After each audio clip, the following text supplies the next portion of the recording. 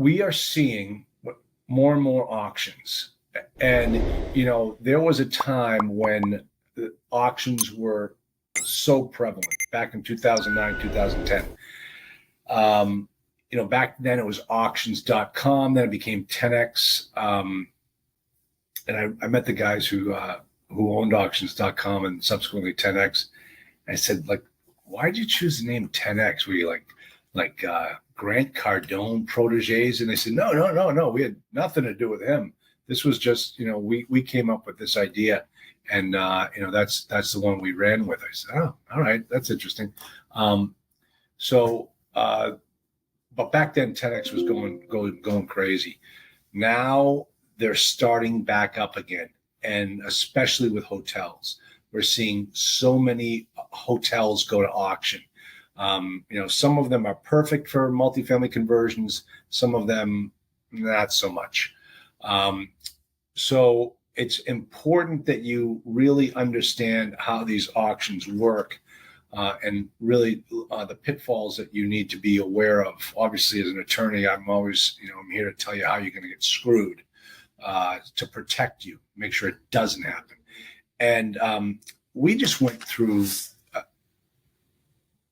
a borderline went through an auction process. We got right up to the day of the auction and decided to pass on bidding. Wrote a letter to the bank that owned it, said this is why we decided not to do it. But the thing is, we had made an offer on the property. This is kind of an interesting point. We made an offer on the property before they decided to take it to auction. So we submitted a bid of $500,000, sight unseen. We hadn't seen the property. We looked at the area, through all the different mechanisms you can use to look at the area, and we decided, okay, the size of the property, projected what we have to do, $500,000. We submitted that to an LOI to the bank, and I spoke to the bank officer, and he said, "Yeah, you know what? We're going to take it to the market, and we're going to go out at auction." Okay, all right. So good luck to you. He says, "You are free to bid whatever you want, and we're good to go." And so, as we started going through the process, the auctioneer starts saying, "I can tell you right now, folks, we've already had an offer on this property for $500,000. So that is our floor." And I'm thinking to myself, they took our offer to set the bar for everybody. And what would they have done if we'd said $250,000? But we said $500,000, and now he's asking us, or they're asking everybody, to start at $500,000 and go up from there. Well, during the process, they had a walkthrough. We had a walkthrough, and so we finally got to see what we were going to be buying for $500,000. And you know what? We paid too much. There was a lot of stuff wrong with that particular property, and we're all glad that it didn't happen. And then as we went through it, we started talking to the people at the city, and we decided that because of the purchasing structure of this transaction, meaning an auction, and how an auction is set up to work, it would not be in our best interest to go through an auction. So we decided not to bid. We sent over a letter to the bank saying, "Thank you very much. Great meeting you. If things don't go as planned, please, please give us a call back, and we'll see if we can work it out." And I want to show you in writing where in the contract for these auctions you need to be looking, and the wording you need to see in that contract that is going to get you into big trouble. All right, so here's what you're looking for. So the way this offer works is you make an offer, you put up 10% of the purchase price as earnest money. You got to put in a kicker in there for the seller. To pay the auctioneer. So, all right, so folks, here's what I want you to see.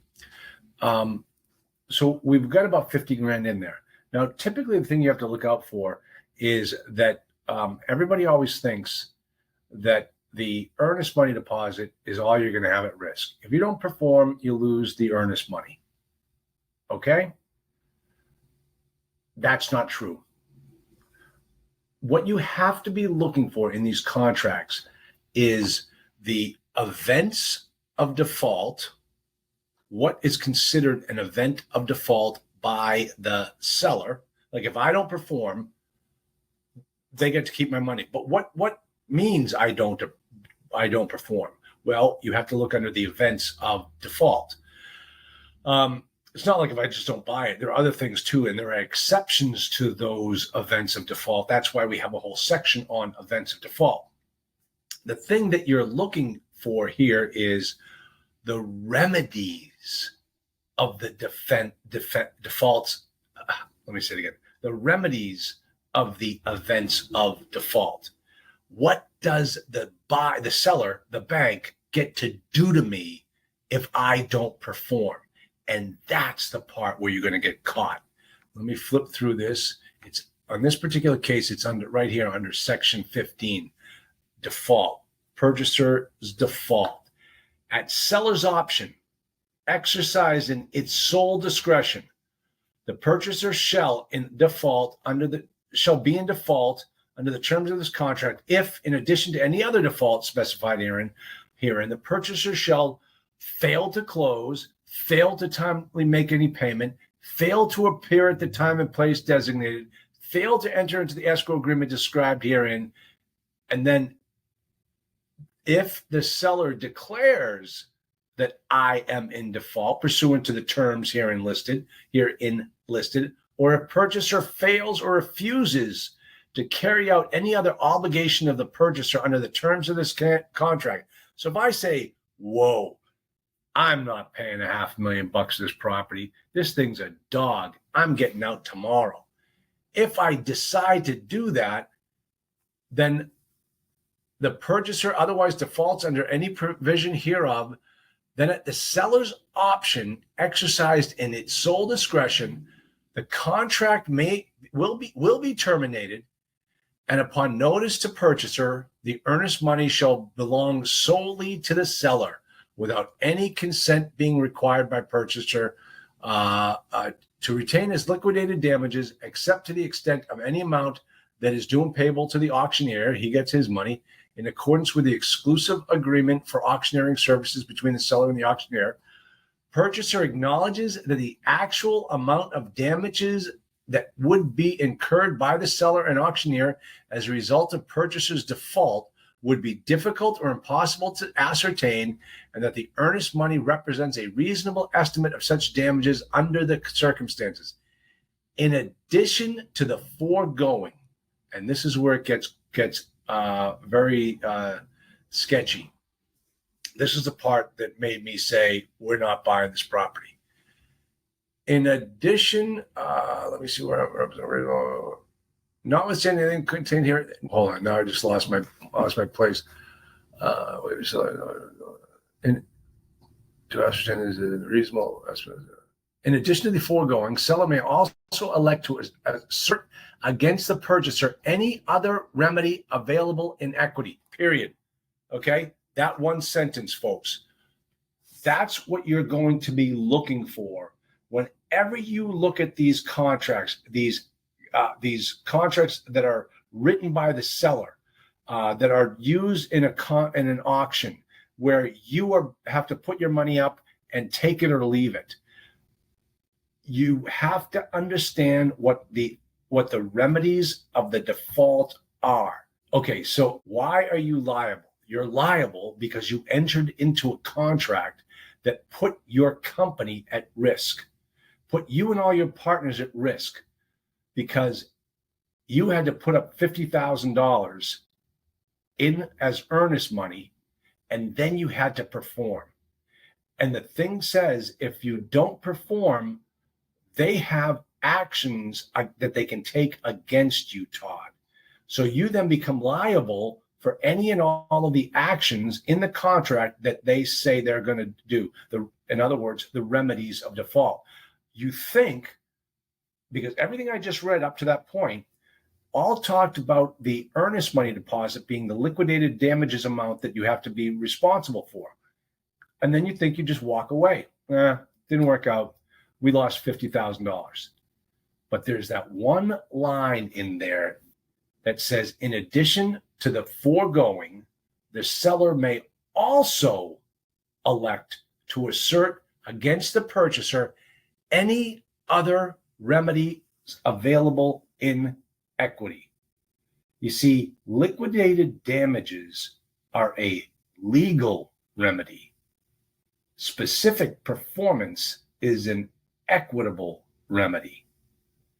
So if you don't know what the contract says, you're not going to know that they can make you buy this property and keep the 50 grand because you breached the contract, they get that, and then they get this.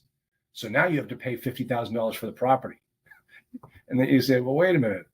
That $50,000, that was my earnest money deposit. That comes off the purchase price. Yeah, that comes off the purchase price if you decide to buy the property through the terms of the contract. But we're going to take the $50,000 not as money towards the purchase price. We're going to take it as liquidated damages because you're in breach. And now we're going to force you to buy the property anyway. So now you're paying $550,000 for the property that you didn't want to buy in the first place because you didn't understand that one particular contract. That is the things you need to look for in the contracts for these auctions.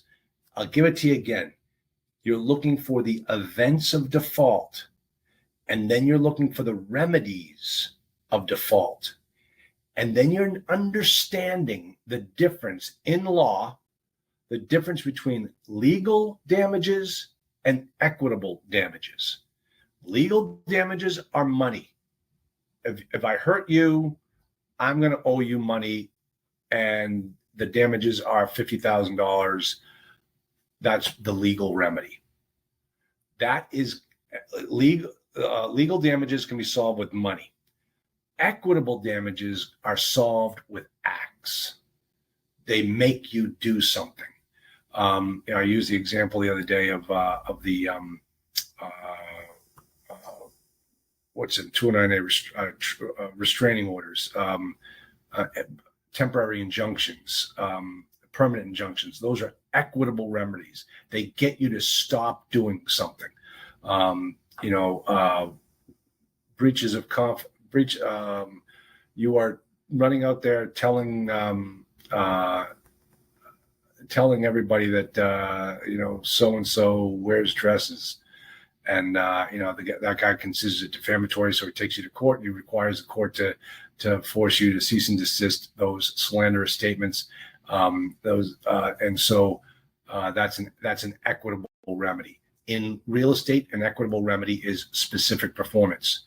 That's why you'll hear liquidated damages, money, specific performances, or equities, or remedies in equity, actions, specific performance. That one line cooks your goose. That one line made me tell my partners we're not doing this deal. There's no way we are doing this deal, because if we put in $500,000, we have to buy that thing for $500,000. We have to. Even if they decide they're just going to take our earnest money, they could force us to buy a property we don't want to buy. Boy, these contracts are written so one-sided. Be very, very careful if ever you sign into that. Is equitable binding? Absolutely. You sue for it. A court tells you have to do it, and then it's binding. So any type of these actions still require, you're still required to go to court over them. You're going to have a trial, and then if the judge finds against you, yeah, it's binding. You own it. So that's how this works. And I just wanted to educate everybody here today on that one aspect. I'm not too keen on these auction contracts. They're becoming very prevalent. Try to get out ahead of them. If you don't get out ahead of them, get behind them. Okay. I'm not trying to be funny, but we believe that this deal is not going to be completed because of all the stuff going on. And we think it's going to end up back in the hands of the bank, and they're going to be calling us, and our price is not $500,000. And let me tell you why. There's something else that happened on this walkthrough that I want everybody to be totally aware of. When we were doing the walkthrough, and understand how the walkthrough is done, there are three of us partners on this deal. One partner was at the property with the auctioneer, with all the other people, and that is he had us on Zoom.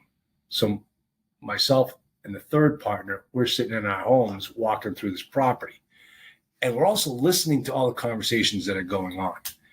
And there's one conversation where the guy says, at the facility, he says, there's a demolition order on this property right now. And my other partner says, time out. Did he just say that there's a demolition order on this property?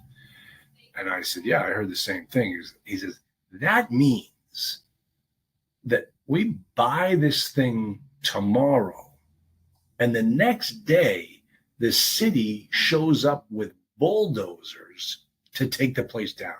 And there's nothing we can do to stop them. There's nothing we can do. Honest to Pete, that's exactly what that means.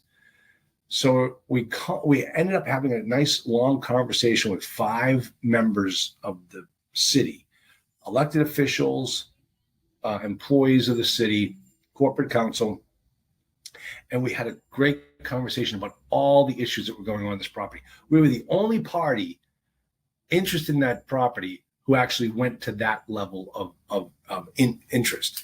We found out stuff about the abutters, about easements, about back taxes, and also about the demo order. And so the Corporation Council sent us a letter so we would have it in writing. Let me see if I can read it to you. Here it is right here. Let me see. See if I can pop this bad boy up. Okay, so this is a letter from the corporate counsel. This is from the conversation that we had with them. There's one particular thing that I want you to all see in here that I'm going to ask on the sidebar. If anybody can pick up the one thing that made us think, oh, brother, why would we want to buy this particular problem? Let me show it to you. Okay. You requested a letter outlining the City of Springfield's process for pursuing a complaint for demolition and administrative fines, specifically as it pertains to this property. The city is willing to work with a purchaser who intends to rehabilitate the structure to a usable status. If the property is sold to a purchaser with an intent to repair or improve the property, the city will request that that purchaser enter into an agreed order to repair in the circuit court case.